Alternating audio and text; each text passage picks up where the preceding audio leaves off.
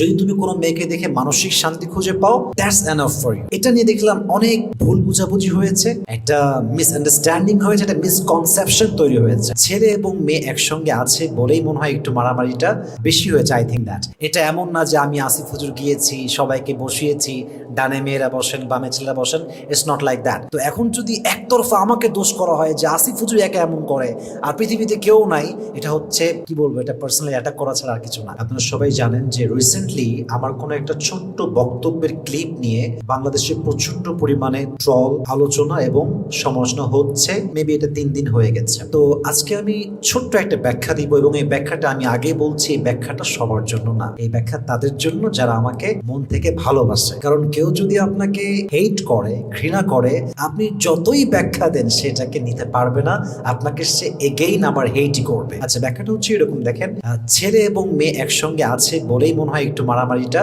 বেশি হয়েছে। I think that এখন বিষয়টা হচ্ছে যে ক্লাসটা আমি নিয়েছি বা যে ক্লাসটা আমি প্রায় সময় নিয়ে থাকি, এটা হচ্ছে একটা সরকারি প্রতিষ্ঠানের ক্লাস। এখানে স্কুল, কলেজ, ইউনিভার্সিটি সকল শিক্ষার্থীরাই এখানে ভর্তি হয় এবং তারা ইংরেজি ভাষার কোর্স করে। তো আমার মেবি এখানে 2 বছর থেকে আমি জড়িত আছি। মাঝে মাঝে ক্লাস নেই, এবং যখন তাফসীর প্রোগ্রাম শুরু হয়ে যায় তখন আমি ক্লাসটা আর নিতে পারি না। So maybe it has been 6 months that I didn't take the class.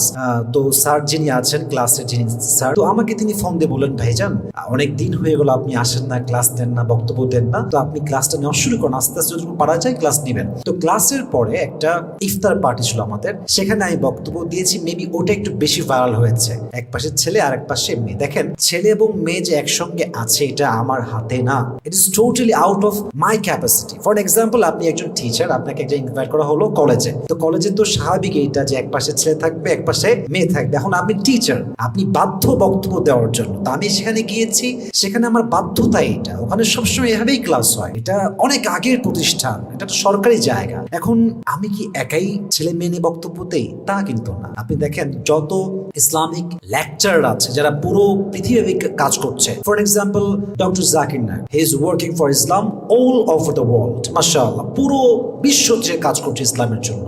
আপনি তার অনেক স্পিচ দেখবেন ইউটিউবে, এক পাশে ছেলে আর এক পাশে মেয়ে, দুটো মিলেই তিনি কাজ করছেন। আর একজন আছেন মুফতি ম্যাক, আমার একজন খুব ফেভারিট পার্সন, মাশাআল্লাহ, উনি একজন ইংলিশ লেকচারার, মাশাআল্লাহ, খুবই সুন্দর ভাষা তার, তিনিও পুরো বিশ্বব্যাপী কাজ করছেন, তার অনেক স্পিচে ছেলে এক পাশে মেয়েরা এক পাশে। আচ্ছা, অন্য কান্ট্রি বাদ দেই, from our country, for example Mizanur Rahman Azhari সাহেব, ওনার অনেক বক্তব্য দেখবেন ইউটিউবে আছে।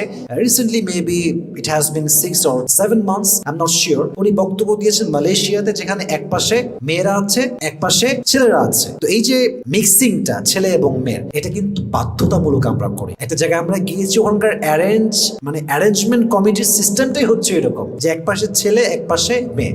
এখন আমরা যখন মাহফিলে যাই তখন কি হয়, মেয়েদের প্যান্ডেল হয় আলাদা, ছেলেদের প্যান্ডেল হয় আলাদা, ওখানে আমরা একটা রুলস মেনে কাজ করি। বাট যেহেতু এটা সরকারি প্রতিষ্ঠান, এখানে ক্লাসটা এমনিই হয়, সো এটার জন্য আমি খুবই বাধ্য ছিলাম, আমাকে করতে হয়েছে, এবং আমি এখানে অনেক সময় বক্তব্য দিয়ে থাকি।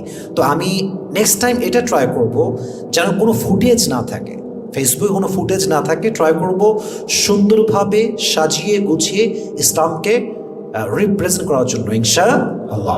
আচ্ছা, আর একটা বিষয় হচ্ছে, আমি ছোট্ট একটা কথা বলেছিলাম সেখানে, সেটা হচ্ছে এরকম যে যদি তুমি কোনো মেয়েকে দেখে মানসিক শান্তি খুঁজে পাও, দ্যাটস এনাফ ফর ইউ।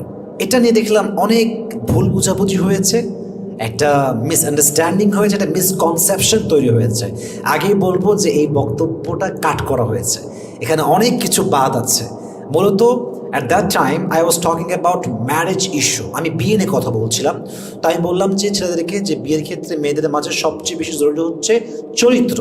কারণ নবীজি বলেছেন, হাদিসটা হচ্ছে, ক্বালা রাসূলুল্লাহি সাল্লাল্লাহু আলাইহি ওয়াসাল্লাম, তুনকাহুল মারআতু লিআরবাইন, লিমালিহা ওয়া লিজামালিহা ওয়া লিহাসাবিহা ওয়া লিদীনিহা। A woman is married by looking at 4 qualities. একজন মেয়েকে 4টা গুণ দেখে সাধারণত বিয়ে করা হয়। নাম্বার 1, লিমালিহা, for her wealth status. Number 2, ওয়ালি জামালিহা, ফর হার বিউটিনেস। নাম্বার 3 হচ্ছে ফর হার ফ্যামিলি স্ট্যাটাস।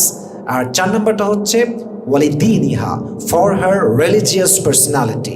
একটা হচ্ছে তার পারিবারিক যেই ধন সম্পত্তি দেখা, 2 হচ্ছে তার পারিবারিক যেই শিক্ষা এটা দেখা, 3 নাম্বার হচ্ছে তার সৌন্দর্য দেখা, 4 নাম্বার হচ্ছে তার চরিত্র দেখা। তাই বললাম যে তোমার চরিত্রকে দেখে সবচেয়ে বেশি বিয়ে করবে এবং গুরুত্ব দিবা। লাস্টে এসে বললাম যে বিয়ের মূল উদ্দেশ্য হচ্ছে মানসিক শান্তি। যেমন এর দলিল আছে কোরআনে 21 নম্বর পারা সূরাতুর রুম 21 নম্বর আয়াত, আল্লাহ তাআলা বলছেন وَمِنْ آيَاتِهِ أَنْ خَلَقَ لَكُم مِّنْ أَنفُسِكُمْ أَزْوَاجًا لِتَسْكُنُوا إِلَيْهَا. One of the best creation of Allah subhanahu wa ta'ala is husband-wife relationship. And there are 3 purpose of husband-wife relationship. 3টা উদ্দেশ্য স্বামী স্ত্রীর সম্পর্কের। 1 নাম্বারই হচ্ছে মানসিক শান্তি। সো আমি ওইটা মেন করেছি। এখন এটাকে কাটছাট করে ভাইরাল মেহেরবানি করে করবেন না প্লিজ, ডোন্ট গেট মি রং। এবং মেহেরবানি করে এগুলো নিয়ে ট্রল করা বন্ধ করবেন। আমাদেরকে তৌফিক দান করুক, সকলেই পড়া আমিন। আর লাস্ট কথা হচ্ছে এই যে দেখেন, মানুষের কথায় মন ভাঙা যাবে না।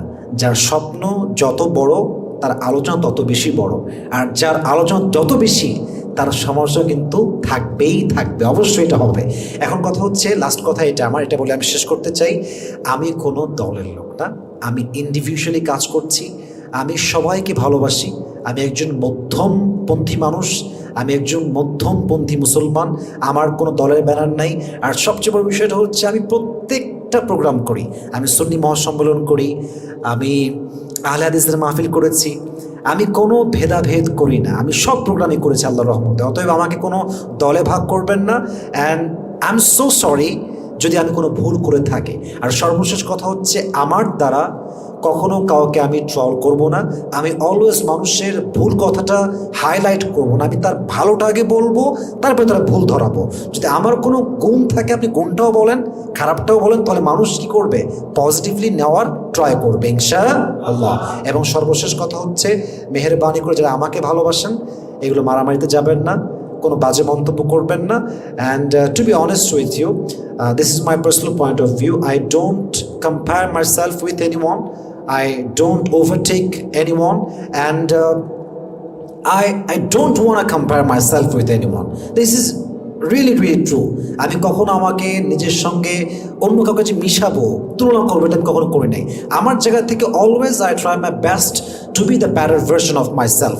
নিজে ভালো তো জগৎ ভালো, নিজে ভালো তো সমাজ ভালো। তো আমরা নিজেদের ভুল দেখবো, আর যদি আমার কোনো ভুল থাকেও দোয়া করবেন যেন আমাকে সংশোধন করে দেয়। এই বলে শেষ করছি আজকের মতো। আল্লাহ আমাদের সবাইকে তৌফিক দান করুন, সকলে পড়া আমিন। এবং সকলকে ভালোবাসার একটা হৃদয় দান করুন, সকলে পড়া আমিন।